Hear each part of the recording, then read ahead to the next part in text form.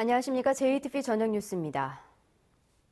서남대의 옛 재단이 의과대학 폐과를 포함한 서남대 정상화 방안을 교육부에 제출해 논란이 일고 있습니다. 교육부는 서남대 구재단이 의과대학을 폐지하고 2018학년도부터 남원 캠퍼스 일부를 평생교육원으로 활용하는 정상화 방안을 제출했다고 밝혔습니다.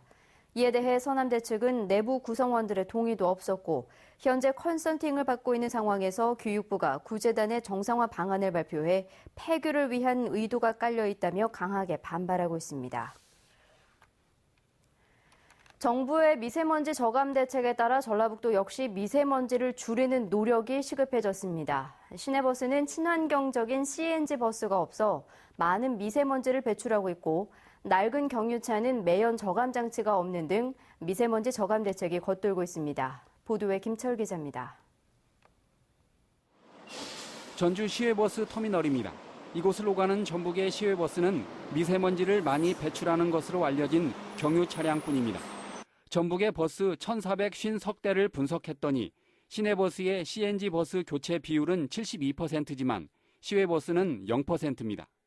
농촌에 CNG 버스를 위한 충전소가 없는 데다 시외버스 업체가 버스 교체에 소극적이기 때문입니다. 시외버스를 자주 이용하는데 경유버스가 많으니까 매연도 많이 나고 공기도 되게 많이 탁해지는 것 같고 천연버스로 바뀌면 되게 좋을 것 같아요. 낡은 경유 차량에 270만 원을 주며 매연 저감 장치의 부착을 지원하는 사업도 수도권과 제주도에만 치중되고 있습니다. 전북은 수도권보다 CNG 버스가 훨씬 적고 낡은 경유 차량에 매연 저감 장치도 없어서 미세먼지가 많을 수밖에 없습니다. 경유버스를 친환경적인 CNG 버스로 대체될 수 있도록 환경부에 건의하고 있으며 경유 차량 매연 저감 장치도 수도권에만 적용되고 있는 것을 50만 이상인 전주시에도 적용될 수 있도록 건의하고 있습니다. 대기질의 실태 조사도 부족합니다. 완주와 임실, 순창, 진안, 무주, 장수 등 6개 군 지역에는 미세먼지 측정망조차 없습니다. 현재는 아직 설치가 안 돼 있고요. 도구권은 저희가 지금 2018, 19년도에 할 수 있도록 지금 중앙정부에 노력을 하고 있습니다. 전북의 미세먼지 농도는 전국 최고 수준이지만 미세먼지를 줄이려는 대책은 아직 갈 길이 멀어 보입니다. JTBC 뉴스 김철우입니다. 전주시가 정부의 규제 개혁 차원으로 푸드트럭을 허가해줬는데요. 푸드트럭 운영자들이 영업난을 호소하고 추가 운영자 모집도 쉽지 않습니다. 권대성 기자입니다. 전주시가 지난해 처음으로 2대 푸드트럭 운영 허가를 내준 어린이 해관 앞입니다. 운영자들은 허가 재연장을 석 달 앞두고 계속 장사를 할지 고민입니다.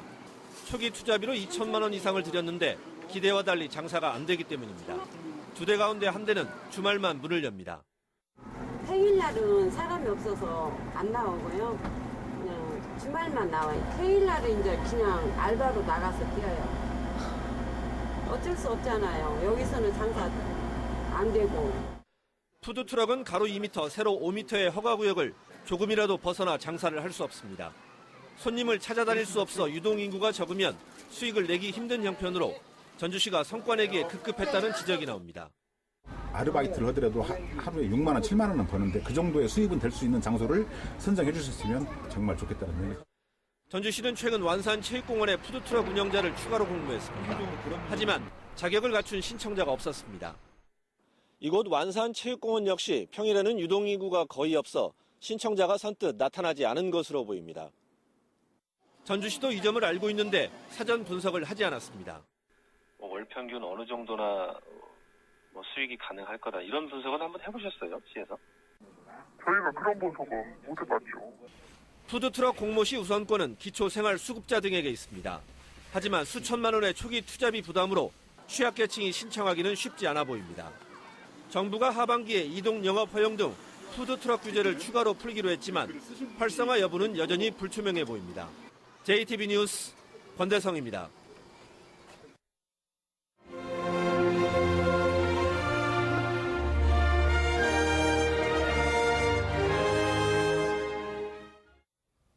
소외계층을 위해 나눔을 실천하는 봉사자들의 이야기를 소개하는 순서입니다.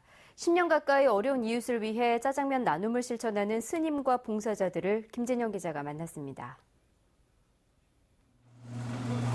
기계에서 면발이 쉴 새 없이 쏟아져 나옵니다.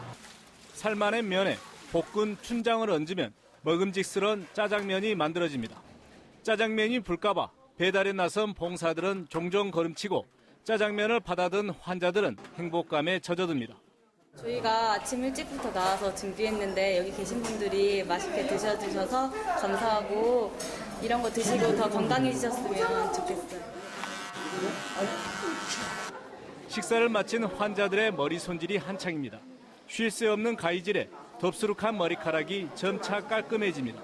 저의 작은 힘이 보탬이 될 수 있어서 다행이라고 생각하고요.